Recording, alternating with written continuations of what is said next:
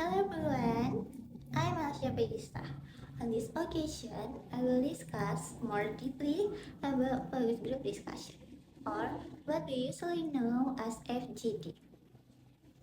FGD merupakan salah satu metode pengumpulan data atau informasi yang awalnya banyak digunakan dalam penelitian pemasaran. Namun, seiring perkembangan waktu, metode ini kemudian digunakan secara lebih dalam. Tidak hanya dalam pemasaran, tetapi juga dalam penelitian sosial, pendidikan, kesehatan, hingga perencanaan program. Melalui FGD, peneliti dapat menggali berbagai informasi penting, seperti persepsi, pendapat, sikap, motivasi, pengetahuan, permasalahan, hingga harapan perubahan dari para peserta terhadap suatu isu. Menariknya, semua informasi tersebut dapat diperoleh dalam waktu yang relatif singkat. Secara sederhana, FGD dapat diartikan sebagai diskusi kelompok kecil yang dipandu oleh seorang moderator yang terlatih. Diskusi ini dilakukan untuk memahami pandangan atau opini peserta terhadap suatu isu. Hasil dari diskusi tersebut nantinya akan digunakan sebagai dasar dalam pengambilan keputusan atau sebagai bahan pertimbangan dalam merencanakan tindakan selanjutnya. FGD memiliki beberapa karakteristik utama yang membedakannya dari diskusi lain. Yang pertama, jumlah peserta dalam FGD biasanya berkisar antara 7 sampai 11 orang.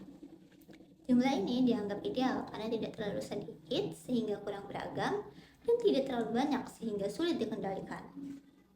Yang kedua, peserta FGD umumnya memiliki karakteristik yang serupa atau relatif homogen. Kesamaan ini bisa dilihat dari latar belakang, pengalaman, atau keterkaitan mereka dengan topik yang dibahas. Hal ini penting agar diskusi menjadi lebih fokus dan relevan. Yang ketiga, FGD merupakan metode pengumpulan data yang menekankan pada proses diskusi. Artinya, bukan hanya hasil yang penting, tetapi juga bagaimana interaksi antar peserta berlangsung selama diskusi. Yang keempat, FGD termasuk dalam metode penelitian kualitatif. Oleh karena itu, data yang dihasilkan lebih berupa opini, pandangan, dan pengalaman, bukan angka atau statistik. Yang kelima, diskusi dalam FGD bersifat terarah, artinya terdapat fokus pada topik utama yang telah ditentukan sebelumnya, sehingga pembahasan tidak melebar ke hal-hal yang tidak relevan. Dan yang terakhir, FGD sebaiknya dilakukan di tempat yang netral dan nyaman. Tujuannya adalah agar peserta merasa bebas, aman, dan tidak takut dalam menyampaikan pendapat mereka secara jujur. Selanjutnya, kita perlu memahami perbedaan antara FGD dengan kelompok diskusi biasa. Dalam FGD, diskusi berlangsung fokus pada satu topik tertentu. Selain itu, terdapat moderator yang berperan penting dalam pengarahan jalannya diskusi. Moderator ini biasanya sudah terlatih untuk menjaga agar diskusi tetap berjalan sesuai dengan tujuan. Selain itu, dalam FGD, setiap peserta didorong untuk menyampaikan pendapat secara terbuka. Tidak hanya itu, mereka juga diharapkan dapat merespon atau menanggapi pendapat peserta lain, sehingga terciptalah interaksi yang dinamis. FGD memiliki peran yang sangat penting, terutama dalam dunia penelitian. Salah satu manfaatnya adalah membantu dalam penyusunan kuesioner. Dengan memahami pandangan peserta, peneliti dapat merancang pertanyaan yang lebih relevan. Selain itu, FGD juga dapat digunakan untuk mengembangkan hipotesis penelitian.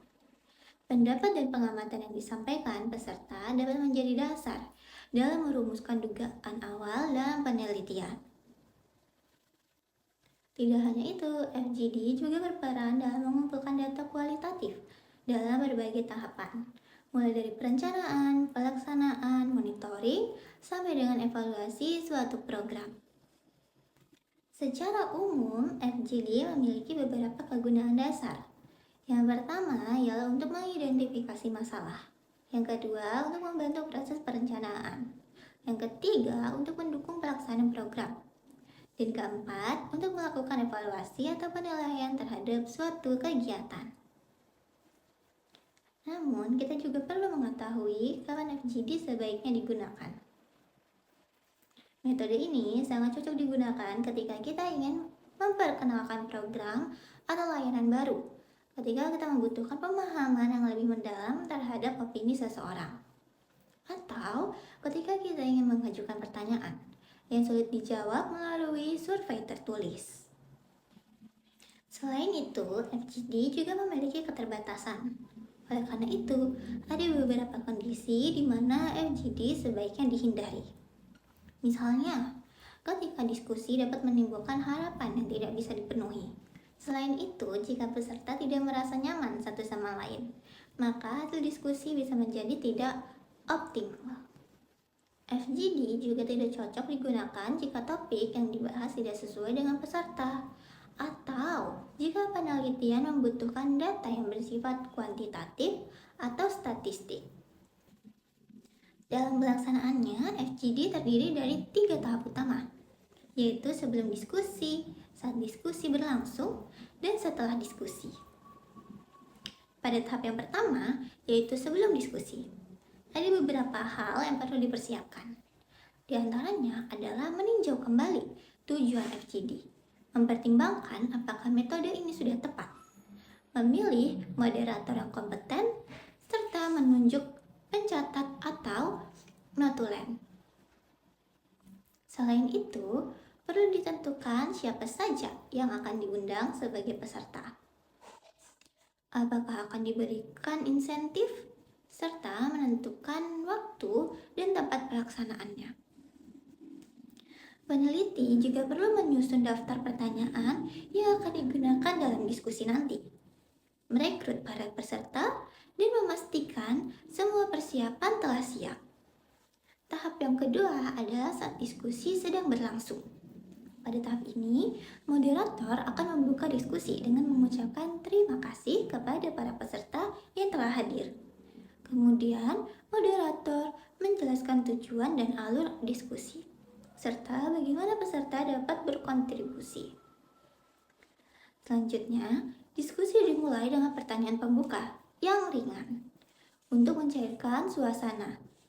Setelah itu, moderator akan mengajukan pertanyaan-pertanyaan utama yang berkaitan dengan topik. Peserta diberi kesempatan untuk menyampaikan pendapat, serta menanggapi pendapat peserta lain.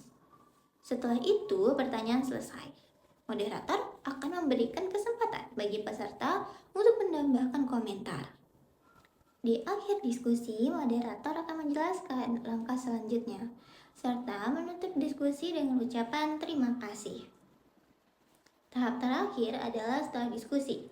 Pada tahap ini, hasil diskusi akan ditranskrip atau diringkas. Kemudian, data yang telah dikumpulkan akan dianalisis untuk menemukan pola, tema, serta kemungkinan munculnya pertanyaan baru.